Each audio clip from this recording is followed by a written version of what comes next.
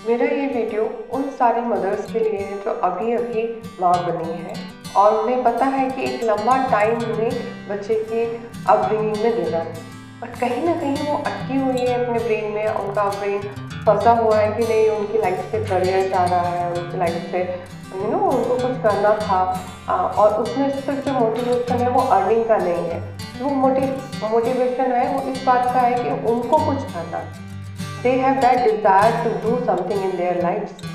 So अगर आप उनमें से हैं तो एक बार मेरा ये वीडियो ज़रूर देखिए and I think this video will help you. तो फर्स्ट ऑफ ऑल, अगर आप न्यूली एक मदर बनी है तो आप इस टाइम पे जब आपके पास बहुत सारी जिम्मेदारी है, जब आपका बेबी बहुत छोटा है, पूरे से आपके ऊपर डिपेंडेंट है, कुछ मंथ से लेके 5 इयर्स तक की मैं जो ड्यूरेशन होता है बच्चों का उसके बारे में बात करूँगी। तो ये जो टाइम है उस टाइम पे बहुत सारी मदर अपने बच्चे की जिम्मेदारी एक नैनी पे या ग्रैंड पेरेंट्स पे नहीं देना चाहती। वो चाहती हैं कि उनकी अपब्रिंगिंग, उनके बच्चों की अपब्रिंगिंग वो खुद करें, बट उनको अपने करियर में भी ग्रो करना है। हमेशा ये डायलेमा चलता रहता है उनके ब्रेन में कि क्या किया जाए। 9 to 5 का जॉब तो किया नहीं जा सकता, अभी तो जॉब से ब्रेक लिया हुआ है, तो इस टाइम पे क्या किया जाए।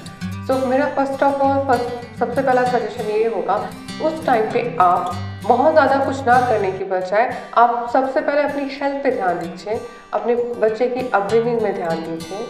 जितना ज़्यादा आप उन्हें समय दे सकती है उतना ज़्यादा समय दीजिए। एंड आप जो भी कुछ करना चाहती हैं, इस सिनेरियो में एक बिज़नेस के बारे में अगर मैं बात करूँ, अगर आप एक बिज़नेस स्टार्ट करना चाहते हैं, फॉर एग्जांपल ऑनलाइन स्टोर हो गया, अगर एक प्रोडक्ट का बिजनेस है या फिर आपका एक सर्विस का बिजनेस है, आप इसमें से किसी भी बिजनेस में आना चाहते हो अगर, तो उसके पीछे रिसर्च करो।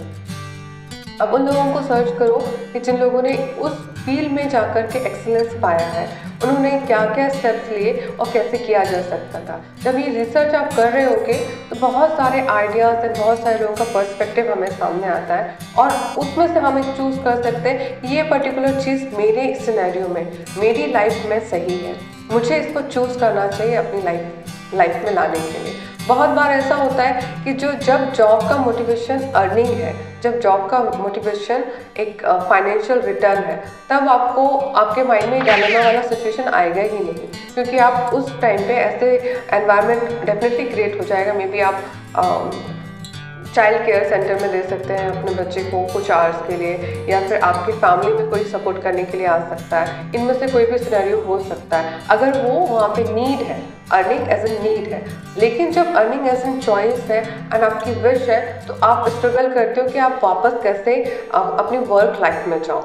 उस सारे टाइम पर आप ये जो 1 ईयर से लेके 5 ईयर तक का टाइम है बच्चे का, तो आप चाहते हो कि मुझे बच्चे को नहीं देना है किसी और को और मुझे खुद उसकी अपब्रिंगिंग करनी है, उस टाइम पे आप यूज़ कर सकते हो research and self skill development पर। पहला आप रिसर्च में दीजिए, फिर उसके हिसाब से अपने स्किल्स को डेवलप कीजिए एंड एक मोर और लेस अपना एक प्लान आउट आप बना सकते हो कि इस ईयर के एंड तक मुझे इतना नॉलेज या इन्फॉर्मेशन मैंने गैदर किया हुआ होना चाहिए। वॉलंटियरली आप कहीं जाकर के फ्यू आवर्स या दिन के कुछ टाइम पे आप काम कर सकते हो जहाँ पे आपको लगता है उस टाइम के लिए।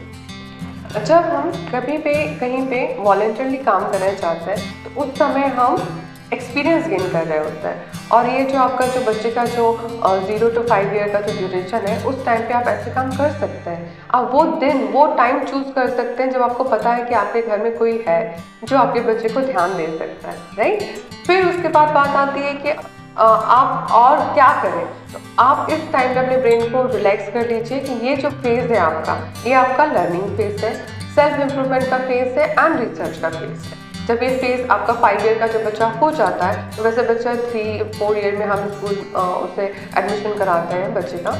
बट अगर आप चाहो तो इस टाइम पे भी कोई स्टार्ट कर सकते हो, मे बी बिजनेस, या आप पार्ट टाइम जॉब स्टार्ट कर सकते हो। फिर भी अगर आपको लगता है कि ये टाइम सही नहीं, तो जो 5-6 ईयर की एज है, जब बच्चा बड़ी क्लासेस में जाता है, क्लास 1 क्लास 2 में जब उसका ये टाइम हो जाता है, तो वो जो ड्यूरेशन होता है, आप खुद देखोगे कि जो स्कूल का टाइम है वो अच्छा खासा टाइम होता है, 3 to 4 आवर का आपको स्कूल का टाइम मिल जाता है। तो वो जो आपको ड्यूरेशन है, उस ड्यूरेशन में आप फ्री हैं उस रिस्पॉन्सिबिलिटी से जो आप अभी 5 ईयर्स तक निभाते आ रहे थे।